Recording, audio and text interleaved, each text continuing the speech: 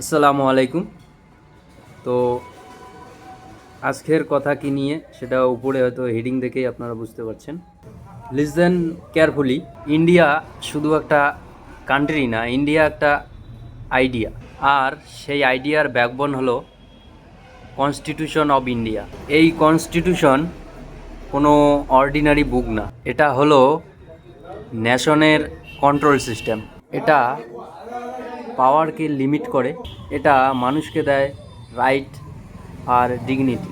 26 জানুয়ারি 1950 India officially বলেছিল, from today we follow rule of law. কোনো ব্যক্তির ইচ্ছা না, কোনো পাওয়ার শো না, অনলি কনস্টিটিউশন। এই গ্র্যান্ড ডকুমেন্টের চিফ আর্কিটেক্ট হলো ডক্টর বি.আর. আম্বেদকর। তিনি শুধু আইন লেখেননি, তিনি ফিউচার ডিজাইন করেছিলেন। তিনি বুঝেছিলেন, without equality democracy is just a drama. Constitution বলেন আর্টিকেল 14, ইকুয়ালিটি বিফর ল। মানে তুমি ভিআইপি হও বা কমন ম্যান, লয়ের সামনে সবাই same level. Article 19, freedom of speech, মানে তুমি কথা বলতে পারবে, প্রশ্ন করতে পারবে। আর্টিকেল 21, রাইট টু লাইফ, শুধু বেঁচে থাকা না, রেসপেক্ট নিয়ে বেঁচে থাকা, দ্যাটস দ্য রিয়েল মিনিংস। তো বন্ধুরা, কনস্টিটিউশন শুধু এক্সামের সিলেবাস না, এটা আমাদের ডেইলি লাইফের শিল্ড। যখন পাওয়ার মিসইউজ হবে তখন কনস্টিটিউশনই হবে আলটিমেট ওয়েপন। গভর্নমেন্ট আসে, গভর্নমেন্ট যায়, কিন্তু কনস্টিটিউশন স্টে। লিডার চেঞ্জ হয়, বাট প্রিন্সিপাল স্টে। যদি কনস্টিটিউশন স্ট্রং থাকে, ইন্ডিয়া স্ট্রং থাকবে।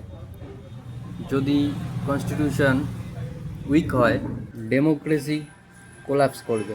So remember, we are not just a citizen, we are the guardian of constitution. Respect the constitution, protect the constitution, because constitution it's not just a book, it's the heartbeat of India. Video শেষ করার আগে একটা ছোট্ট গল্প বলি। স্বাধীনতার পরে প্রথম প্রধানমন্ত্রী হলেন জওহরলাল নেহরু। তো উনি রাস্তা দিয়ে যাচ্ছেন, একজন গরিব মানুষ তার কলার ধরলেন এবং বললেন, ইংরেজরা ভারত ছাড়লো, আপনি প্রধানমন্ত্রী হলেন, আমরা কি পেলাম? তখন জওহরলাল নেহরু সেই মানুষটিকে বলেছিল, তুমি একজন সাধারণ গরিব মানুষ হয়ে এই দেশের প্রধানমন্ত্রীর কলার ধরেছ, এই স্বাধীনতা পেয়েছো।